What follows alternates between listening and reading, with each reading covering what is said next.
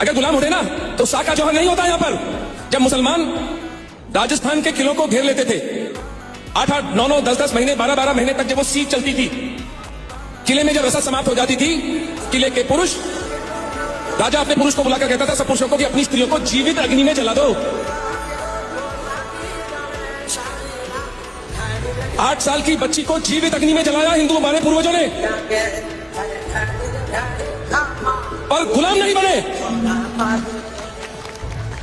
साका जौहर इन 1303 ईसा के बाद वाली जो सन आता है, 30,000 स्त्रियां महारानी पद्मिनी के नेतृत्व में जिंदा अग्नि में स्नान करती हैं। 30,000। 1568 तीसरा साका जौहर, 10,000 स्त्रियां। जरा गिनती करिए कितनी यहां पर 50 भी नहीं बैठी स्त्रियां, 50 स्त्रियां ये लाइन लगाकर जीवित जलने जा रही हैं। सोचिए, just take yourself to that moment. गुलाम कहते हैं कि हम गुलाम बन गए। स्वतंत्र हिंदू तो कभी नहीं कहता कि हम गुलाम बने, क्योंकि मेरे पूर्वजों ने मृत्यु का वर्णन किया। और कैसी मृत्यु? भाई तलवार से गर्दन काट सकते थे, जहर खा सकते थे। आप सब पढ़ी लिखी हिंदू स्त्रियों में से कोई बताएगा जिंदा क्यों जले?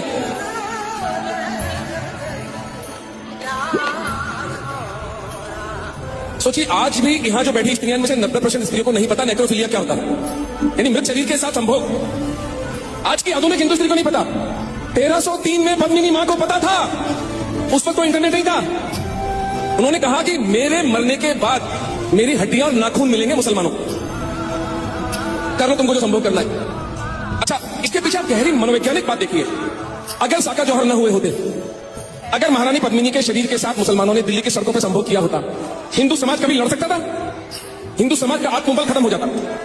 उन्होंने वो अपनी बलि देकर जीवित अग्नि में स्नान करके वो संभावना ही समाप्त कर दी, अपने पुरुषों को मुक्त कर दिया। अब जाओ, तुम्हें किसी को बचाना नहीं। तुम्हारी पत्नी, तुम्हारी मां, तुम्हारी बहन, तुम्हारी बेटी सब जीवित जल चुकी।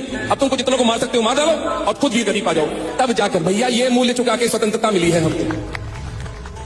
हिंदू कभी एक दिन के लिए भी किसी के गुलाम नहीं रहे, क्योंकि वो हमारे फैब्रिक में ही नहीं है। स्वतंत्रता हमारा हिंदुओं का मूल स्वभाव है।